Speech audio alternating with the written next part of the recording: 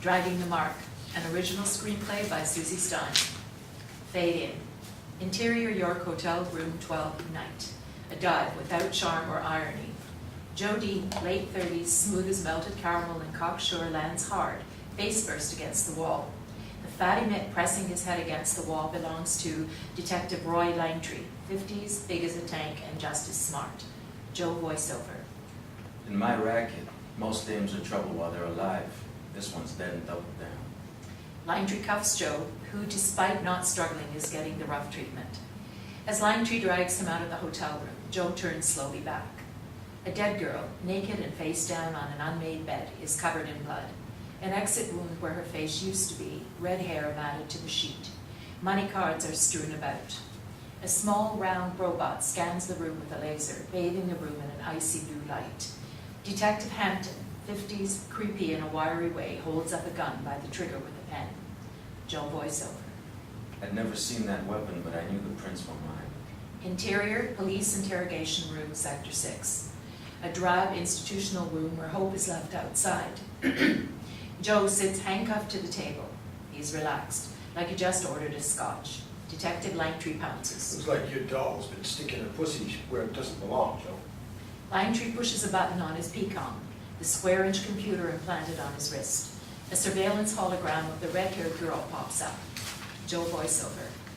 Above all else, a successful con man is a skilled liar. Flashback. Joe and the red-haired girl go at it in bed. The room is dark but intermittently bathed in blue laser light from outside. Joe lies on his back. The girl is seen only from the back.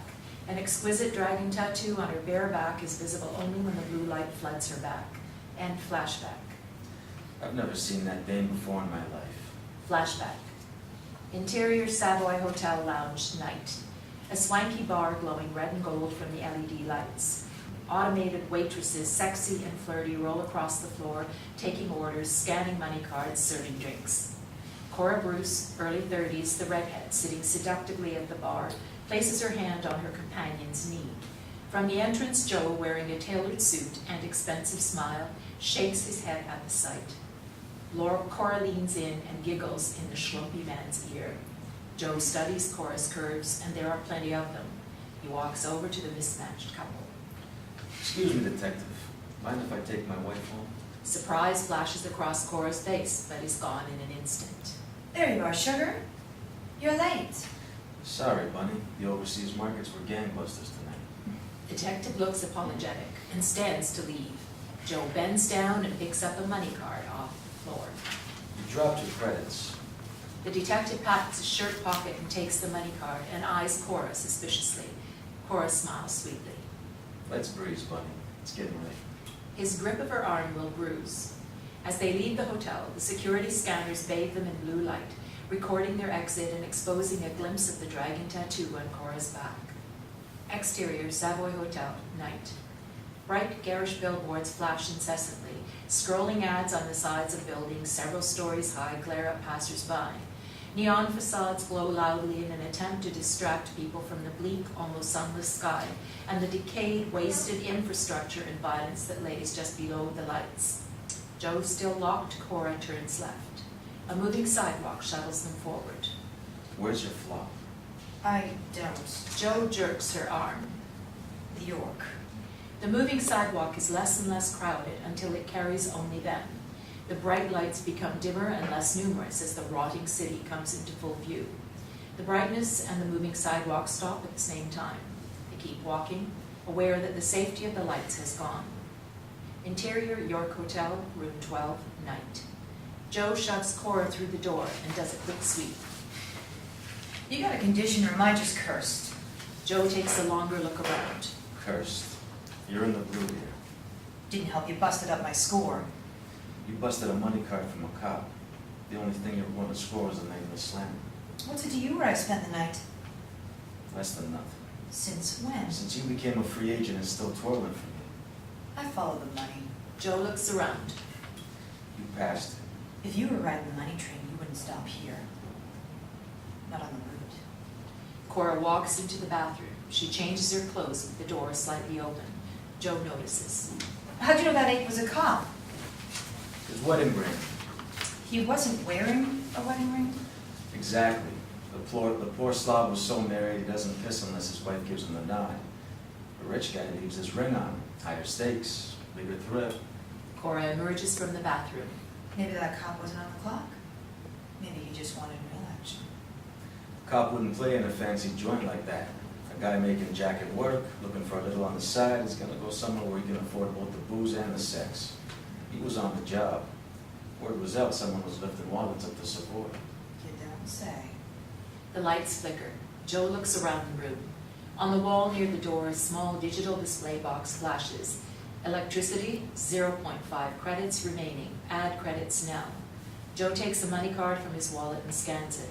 He punches the display, adding 2 credits. What's that gonna cost me? All you gotta do is listen. Cora takes the card from Joe and runs it across a scanner on a mini fridge. The door pops open and she takes out 2 beers. The display reads 6 credits used. She hands the card and a beer to Joe. Now, I'm listening.